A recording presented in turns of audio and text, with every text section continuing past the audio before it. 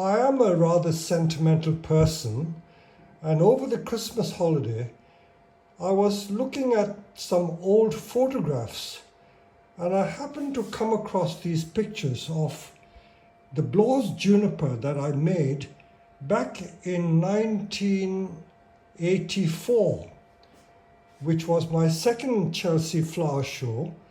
And I remember making this tree from virtually nothing. It was just nursery material. And this is a picture of this same juniper at the Chelsea Flower Show of 1990. Look at it. It's a rather beautiful juniper, and it was made in just 6 years to get to this stage. Let me show you other pictures of the same tree. These are pictures of my Chelsea Flower Show. And by the way, one of these days I will be doing some videos about my past Chelsea flower shows, because I did about 22 or 23 Chelsea flower shows, and then I stopped in 2006 after getting 21 consecutive gold medals. So I didn't want to do Chelsea flower show anymore. But it's nice to look back at the photographs of the Chelsea flower show, and this was the Chelsea flower show of 1990. And I don't often show pictures of my dear wife, and that's my dear wife Dawn standing against the Chelsea Flower Show stand. And there's that juniper again. So that juniper, when you think, it was not an imported tree, but it was made as a challenge. And here I have my second book, Bonsai Masterclass. This book was published in 1987. But I wrote it in 1986, and I wrote it virtually in about 2 or 3 months over a period of about 7 or 8 evenings.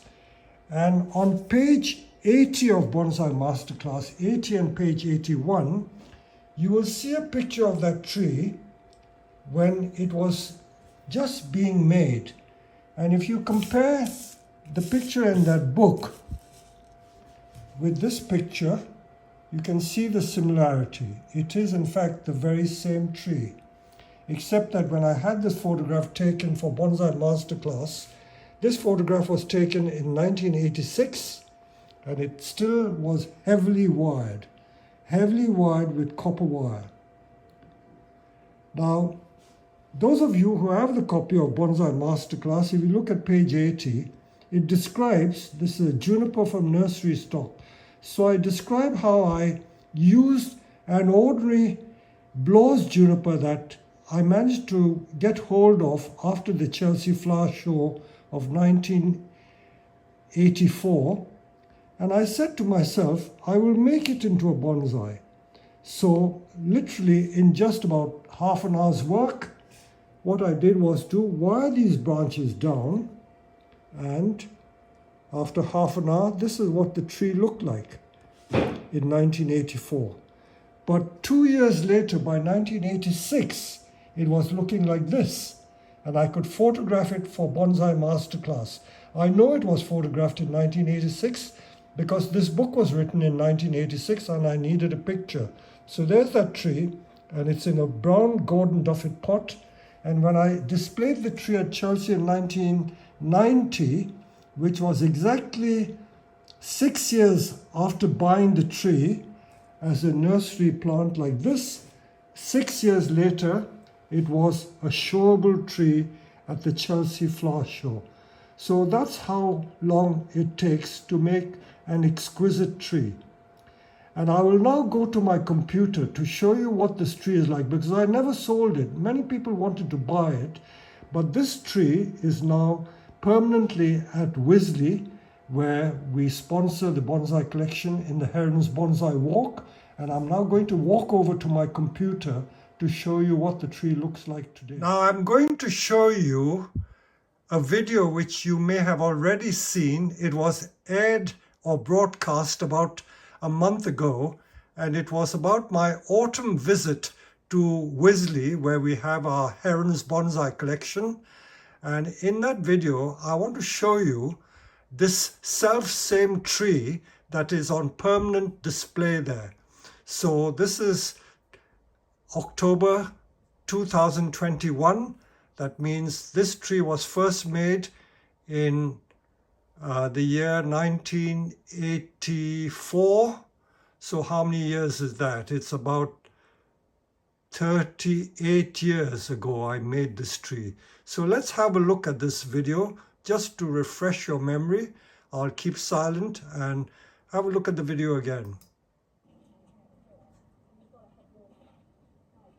For those of you who are familiar with my second book, Bonsai Masterclass, this is the Bonsai Masterclass tree which was made from scratch in 1984. So this tree is quite old, 30-something years old. So here I am ready to start this famous Bonsai Masterclass project. This is my second book, Bonsai Masterclass, which was published in 1987. And on page 80, I'm going to take you to this project. So this project was done in 1984 when I just acquired the trees from the Chelsea Flower Show from a grower. You can see that tree. This is a typical Blaaws Juniper, and I have several of these. We grow these on our land, so we have them in different sizes, and I'm going to show you exactly what I did when I did it for that book project. So if you look at that book, I will refer to the book from time to time, and what we're aiming to get is this image here. This was after wiring, and this was after 2 or 3 years. So it just shows what you can achieve from here to here in just 3 years. So let us begin. Let me talk a little bit about Blaaws. These are all Blaaws junipers. Now many people seem to think that Blaaws juniper is not the true Chinese juniper. I have written about Blaaws juniper in a lot of my books, and also on my videos I talk about Blaaws. Blaaws is a Chinese juniper that was discovered by a Dutch plant hunter. He went to Japan, I think in the, I would say it was probably in the late 19th or maybe the early 20th century. And he brought back the junipers from Japan, which were the true Chinese junipers, and because his name was Blaaws, it became to be known as the Blaaws juniper. Chinese juniper, Juniperus chinensis Blaaws variety. B-L-A-A-U-W, Blaaws. So this is Blaaws, and as you can see, the foliage is very fine, and as my cameraman Josh was saying, it's almost as fine as Itoigawa. But it grows in this strange vase shape. This is a tree that I've been growing on the nursery for the last 3 years. So this tree is about 8 to 10 years old. These were also grown in our land. I've just dug them up, and you can see these have been growing in the land for about 12 years. And they have this vase shape. That means they are an inverse cone, like that, conical, lots of long branches. And the trick is to find the leader. So I have several trees here, and these could probably be made into a multi-trunk tree because these branches are so nice and thick, they're like trunks. So this could be a nice multi-trunk. This one, I'm looking for a central trunk or a stem. This has also got a central trunk. This could also be used. So there are many options for this tree. But the one I chose for making the reproduction of the Masterclass tree is this particular one, because it's got a nice straight trunk, and I can see that there are lots of usable branches. So this is what we're going to do. I'm literally going to wire every single branch outwards, and then we will see what happens from there on.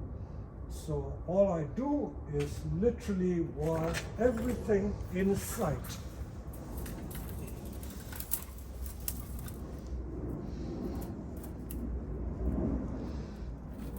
I won't show you the detail of every piece of wire I put on because it's not difficult to imagine what I'm doing. I'll show you one or two, and then I'll wire the rest of the tree in my own time.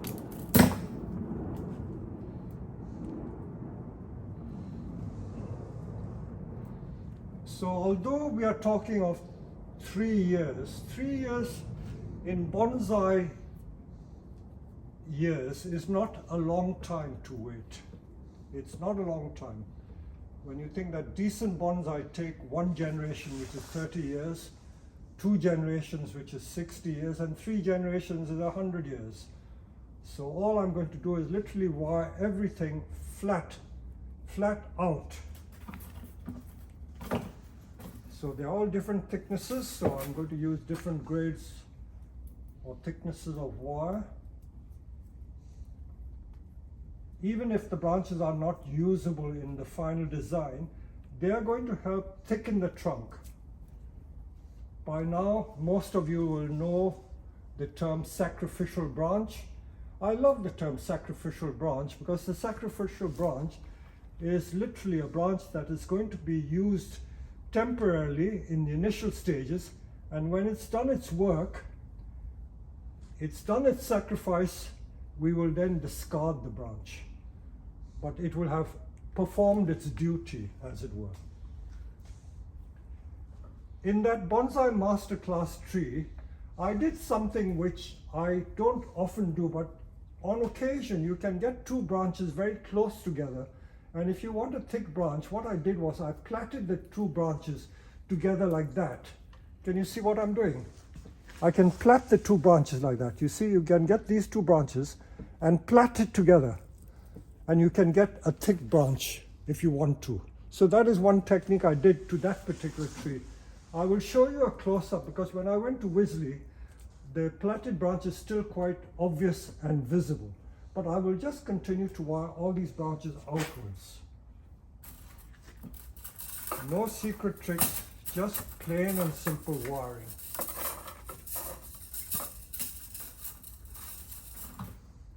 I will of course follow this through. Hopefully in 3 years it will have done the job.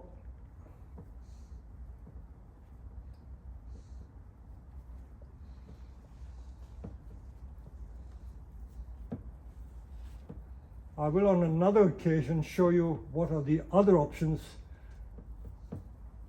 different from this, where I use thin branches to get an instant tree. This is what I call a longer term project, where I'm going to wait 3 to 5 years to get the complete tree. Now there are two long branches here. I will keep it because it may help to thicken that part of the trunk. I'm not too worried. I can always air layer that branch if I don't want to use it.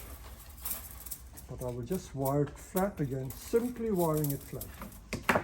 Nothing else.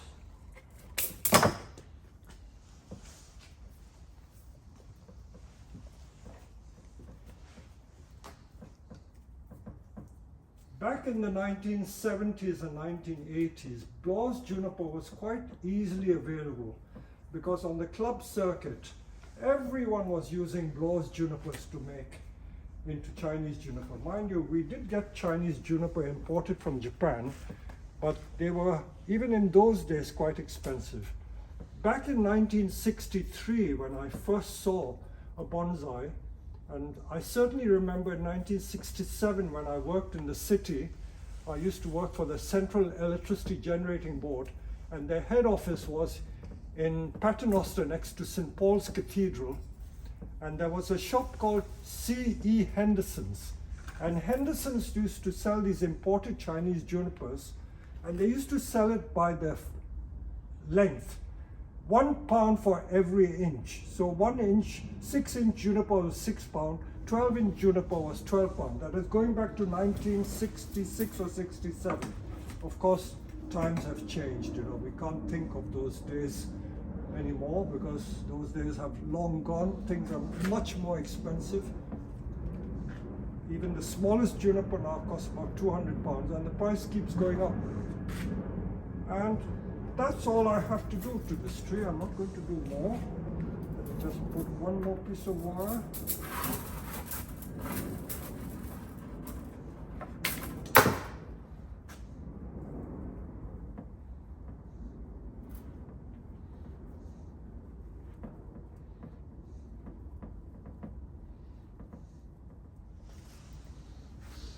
And take the leader up and promote the leader. How long did that take? Barely 5 minutes. But what I'm going to do, I'm going to shorten these a little bit because there's no point letting it grow too long. There is still goodness going into the tree, into the branches. These are valuable cuttings that we can make. We propagate these by cutting. Blaaws juniper is very hard to get. You cannot find it easily on the open market anymore. For some reason, people just don't like to grow this because there is no market for it. Back in the 1960s and 70s, even up to the early 80s, there was a cult following in growing dwarf conifers, although I never believed that any conifer is really dwarf. Even some of these so-called dwarf junipers, they all become like 12, 20-foot high trees in just a few years. So every single branch will be wired flat, and I'm going to put it in a blue pot, and that will be the end of that, and I will wait for another 3 years to refine it. But I will refine it a little more. I will show you another shot of what I've done to this tree, and we will follow the progress of this tree. So this is how my famous Blaaws juniper started off, and in 3 years' time I got a very decent tree. If you come close, you can see that the trunk is already quite thick. It's at least inch to inch and a half thick at the base. Already a very nice nibari. And there you go. This is the right side of the pot to put it in. And I'll just wait for it to thicken and these branches to go horizontal. Because the normal habit of these branches is to go vertical, like this, what we call a vase shape, inverted V. But what we want is a V shape that way, triangular shape that way. So from this sort of shape to this sort of shape, simply wiring the branches outwards. There you go. So this is the tree we did yesterday, the Blaaws, and I'm just finishing it off. I know that it's really still in training. I shouldn't be trying to dress it up, but I thought I'd just make it look a little more presentable. So this was literally done in half an hour, literally in half an hour. And again, I'm mentioning half an hour, not so much to show off how easy it is to do or how good I am, but it's just to show that these things don't take a lot of effort, don't take a lot of imagination. So even if you wanted to do an instant bonsai, you could get that effect from one of these things. So untrained material to this in half an hour, that's not bad. So that's just the final shot of that tree. But as an addendum, I want to show you the method I mentioned about plaiting the two branches. So plaiting the two branches is a method I use because for several reasons. I can make several thin branches into one thick branch, and I also can use those multiple branches as sacrificials, because the more branches you have, the thicker the trunk will get. If you bring the camera close, look at all these branches. There are so many of them, 1, 2, 3, 4, 5, 6, all in close succession. So because this tree is still being trained, I'm not in a rush to sell it. This is really for the long term. When I say the long term, I'm talking about 3 years. If you remember the video I did, I showed you the development of that tree. In 3 years, it was almost showable, and in 6 years, it was a virtual specimen, the sort of thing that you can get from Japan. So it doesn't take long to make that sort of thing. So again, let me just reinforce by doing some very quick work on this tree. You see the trunk is about almost 2 inches thick at the base, and I'm not going to waste any of these branches. I just want to wire them out so that I get the branches feeding back into the trunk so that it thickens the trunk faster. There is always a temptation, and I dare say that even on this nursery, my staff look at this tree, they say, oh, let's sell it straight away, let's dress it up and do this and that and sell it off. But there are certain trees I refuse to sell because I want to see the end result. So although it may look a mess to you, the object is not to sell this tree immediately. I just want to thicken the branches. Okay, so now let me show you this situation here where I'm going to plait two branches together. If you come close, I can see that there are some branches that I can plait. Okay, that is one of them. I'm trying to see which are the ones which are really close together. Okay, so these two, I'm just removing a little bit of foliage. I don't have to. If I remove the foliage, you can see better what I'm doing. Okay, so if you can look at it, this is what I'm going to do. I'm going to plait the branches like so. Spiral it together. Can you see what I'm doing?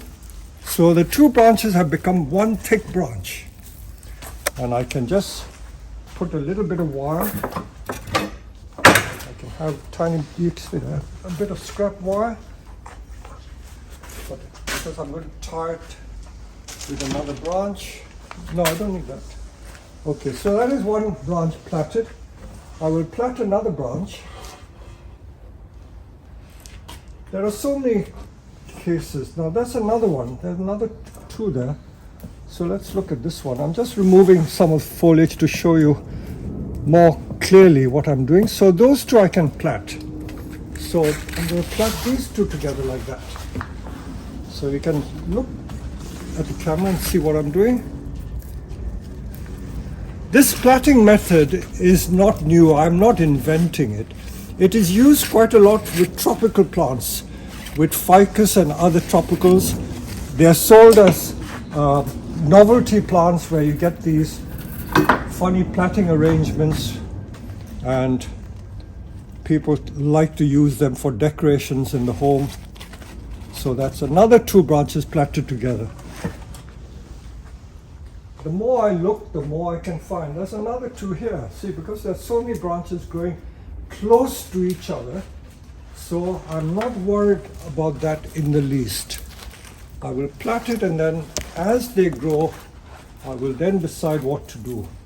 And if I don't like it later on, I can always cut it off. But meanwhile, it will help to thicken the trunk.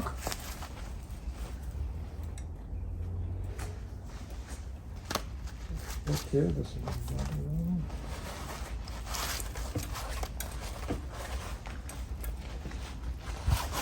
When you do the plaiting, when you plait two branches, you don't get so much dying of the weaker branch. But if you plait three or more branches, I often find that the weakest of the branches tend to succumb, and the stronger branches will strangle the weaker branch. So there is that danger when you do plaiting.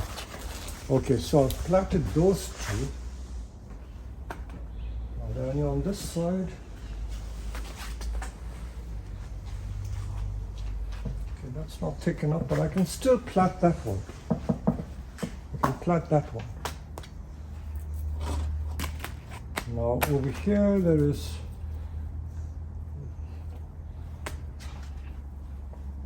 like a twin trunk here. If you come closer, if you look here, there's another branch going straight up like another leader, so I've got to watch that one.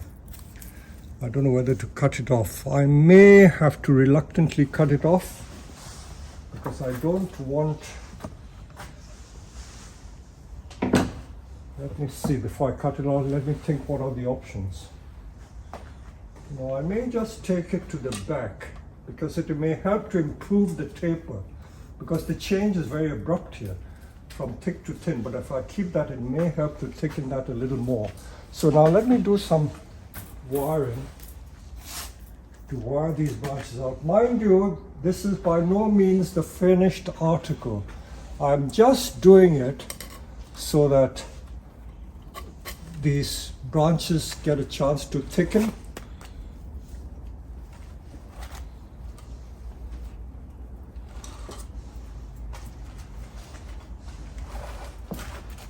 So these are just growing and developing techniques.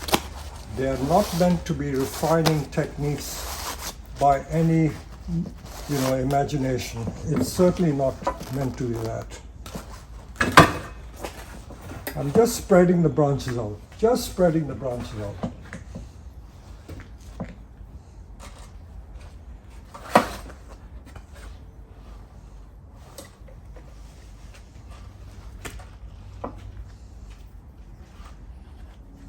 As I say, there's always a temptation to try and cut branches and get the final instant bonsai. But this is not that situation. I may do another project where I do an instant bonsai with this type of Blaaws juniper, but this is just an exercise in the future development of this tree. I'm just looking to the future, no pruning, just developing so that they get a nice thick trunk, and then we can decide which branches to use, which branches to keep. So I'm going to now tackle this very unusual double leader, and I will bend that leader backwards. Again, you notice I'm using the two branch principle all the time. All the time, two branch principle. So now this thick one,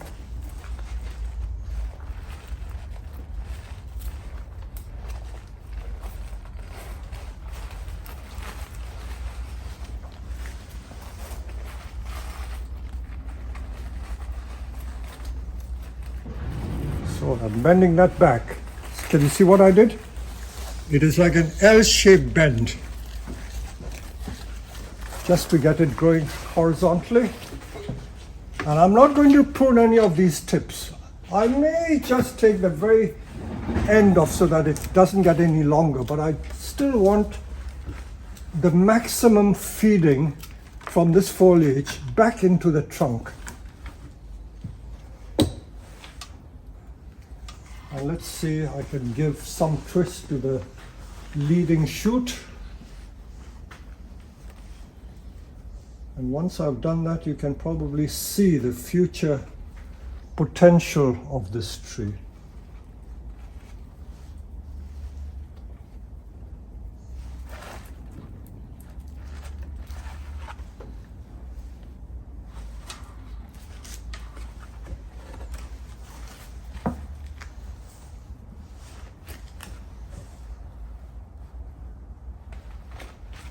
I can do some more. I will do just to satisfy the viewers.